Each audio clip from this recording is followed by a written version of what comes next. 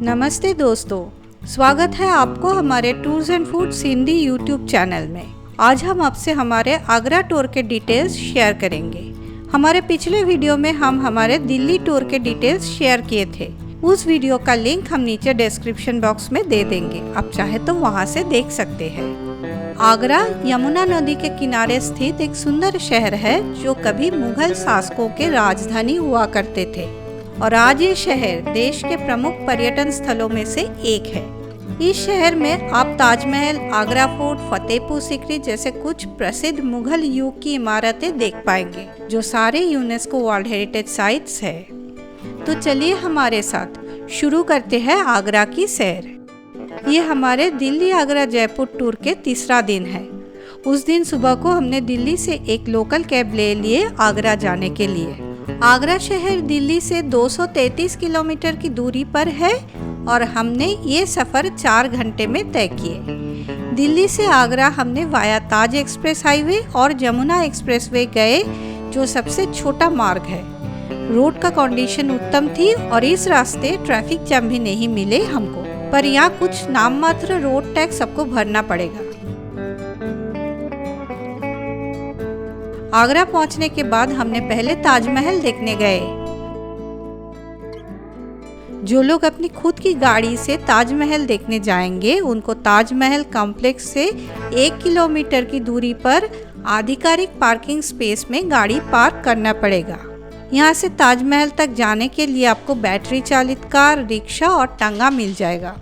हमने बैटरी चालित कार से ताजमहल पहुंचा। ताजमहल एक समेकित संरचनाओं का परिसर है। इस परिसर का मुख्य भवन प्रसिद्ध हाथी दांत सफेद संगमरमर का मकबरा है जिसे 5वें मुगल सम्राट शाहजहां ने अपनी प्यारी पत्नी मुमताज महल की याद में बनवाया था। यह यूनेस्को वर्ल्ड हेरिटेज साइट है और इसे दुनिया के नए 7 अजूबों में से एक के रूप में भी घोषित किया गया है। ये स्थान पूरे वर्ष दुनिया भर से 7 से 8 मिलियन विजिटर्स को आकर्षित करता है। अब हम आ पहुँचे ताजमहल के मुख्य द्वार पर, जिसे आप अभी देख सकते हैं स्क्रीन पर। यहाँ बहुत भीड़ था। इस द्वार को पार करके हम अभी ताजमहल को स्पष्ट रूप से देख पाए। इस द्वार से ताजमहल तक पहुँचने का रास्ता बहुत ही खूबसूरत है। चारों ओर हरियाली से भरा है और बीच में ऐसे बहुत से फाउंटेन दिखाई देगा आपको। ये परिसर बहुत अच्छे से अनुरक्षित रखा गया है। अब हम आ पहुँचे ताजमहल के सामने। यहाँ से सीढ़ियाँ चढ़ के हम मुख्य परिसर में आए। दोपहर की धूप में चमकती ताजमहल एक अनोखा दृश्य प्रस्तुत किए हमारे सामने। हमने कुछ देर तक इस परिसर में घूमे।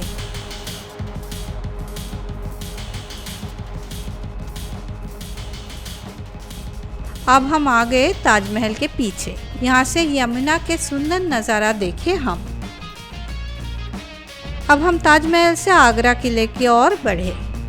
आगरा किला भी एक यूनेस्को वर्ल्ड हेरिटेज साइट है। ये किला कभी महान मुगल सम्राटों का मुख्य निवास स्थान था और इसे मुगल वंश के 3 महान सम्राट अकबर, जहांगीर और शाहजहां ने बनवाया और पुनः रचना किया था। मुख्य प्रवेश द्वार से प्रवेश करने के बाद हम जो पहली इमारत देखे वो है जहांगीरी महल। इसे सम्राट अकबर ने बनवाया था। ये इमारत लाल बलुआ पत्थर से बनी है। ये 2 मंजिला इमारत है और एक समय में सम्राट अकबर और जहांगीर का मुख्य निवास स्थान था। इस महल की खूबसूरत वास्तुकला आपको आश्चर्यचकित कर देगी। इस महल से आगे बढ़ते हुए हम दीवानी आम या सार्वजनिक दरबार में पहुंचे। ये एक सुंदर हॉलवे है जो अपने स्तंभों पर उल्लेखनीय कला के लिए प्रसिद्ध है।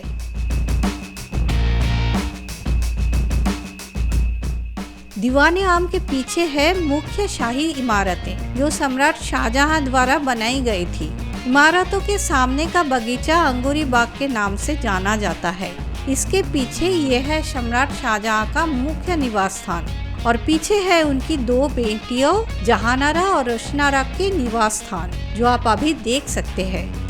जहांगीरी महल के विपरीत ये इमारतें सफेद संगमरमर के पत्थरों से बनी हैं। पूरी वर्ष आप इस खूबसूरत किले का दौरा करने के लिए बड़ी संख्या में पर्यटकों को देख पाएंगे।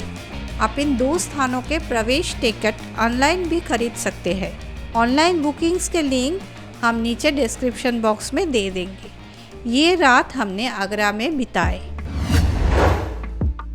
चौथे दिन फतेहपुर सीकरी गए हम। फतेहपुर सीकरी आगरा जिले का एक शहर है। इस शहर की स्थापना मुगल सम्राट अकबर ने गुजरात पर अपनी विजय के बाद की थी। यहाँ मुख्य रूप से देखने के लिए फतेहपुर सीकरी किला है। यदि आप अपनी कार से फतेहपुर सीकरी जा रहे हैं तो आपको शहर की बाहरी द्वार से प्रवेश करने के बाद ही कार पार्क करनी होगी। यहाँ की पार्किंग जगह एक बड़ा परिसर है जहाँ आपको हर सुविधा मिलेगी। इस पार्किंग स्थल से आपको मुख्य किला के प्रवेश द्वार तक जाने के लिए सरकारी बसों का उपयोग करना होगा। बस से होते हुए अब हम पहुँचे फतेहपुर सीकरी किला। मुख्य प्रवेश द्वार से प्रवेश करने के बाद हम सम्राट अकबर के दीवान आम या सार्वजनिक दरबार को देखे। दीवान आम के पीछे एक बड़ा खुला स्थान है।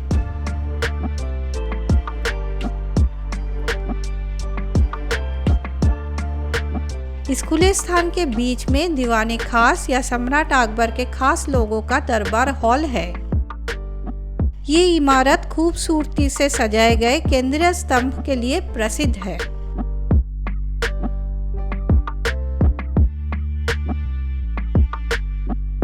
दीवाने खास की बाईं ओर ये है सम्राट अकबर की खजाने की इमारत। इसके पीछे आप पंचमहल देख सकते हैं। पंचमहल का निर्माण अकबर ने करवाया था। ये महल हारेम के पास था और शाही परिवार के सदस्यों के लिए गर्मियों की शरण स्थली थी। नीचे से ऊपर की ओर जाने पर प्रत्येक मंजिल दूसरी मंजिल से छोटी होती है। पंचमहल के सामने अनूप तालाब है। ये एक टैंक है जो ख्वाबगाह के सामने स्थित है। टैंक लाल बलुआ पत्थर से बना है। पंचमहल के सामने आप 25 कोर्ट देख सकते हैं। 25 कोर्ट का निर्माण अकबर ने 25 खेल खेलने के लिए किया था। पंचमहल के बगल में खास महल या सम्राट का निजी महल है। ये एक 2 मंजिला इमारत है। ये इमारत महिलाओं के हरेम से जुड़ी हुई है। महिला हरेम के केंद्र में सम्राट अकबर की हिंदू राजपूत पत्नी जोधाबाई का महल था। इस महल में इसकी वास्तुकला में उल्लेखनीय गुजराती प्रभाव है और इसे एक आंगन के चारों ओर बनाया गया है। इस महल की गोपनीयता सुनिश्चित करने के लिए विशेष ध्यान दिया गया था। इस महल परिसर में आप जोधाबाई के ग्रीष्मकालीन और शीतकालीन महल देख सकते हैं। ये दोनों 2 मंजिला संरचनाएं हैं जो जटिल जाली के काम के लिए प्रसिद्ध है। तीसरी ओर आप वो मंदिर देख सकते हैं जहाँ जोधाबाई भगवान की पूजा करती थी। जोधाबाई के महल के एक ओर आप घोड़े के अस्तबल को देख सकते हैं।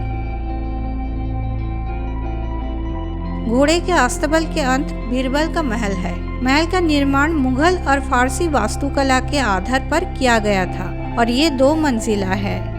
जोधाबाई के महल के दूसरी ओर एक और महल है जो सम्राट अकबर की ईसाई पत्नी का था। हारेम परिसर के पीछे से आप किले के प्रवेश द्वार को स्पष्ट रूप से देख सकते हैं। ये किला अब यूनेस्को वर्ल्ड हेरिटेज साइट है और हर दिन हजारों विजिटर्स आते हैं यहाँ। यहीं पे खत्म होते हैं हमारे आगरा का सफर। बजट और टूर बुकिंग के डिटेल्स के लिए नीचे डिस्क्रिप्शन बॉक्स को चेक करें। कृपया अपना फीडबैक कमेंट सेक्शन में बताएं और हमारे अगले जयपुर टूर गाइड के लिए जुड़े रहे। Thank you.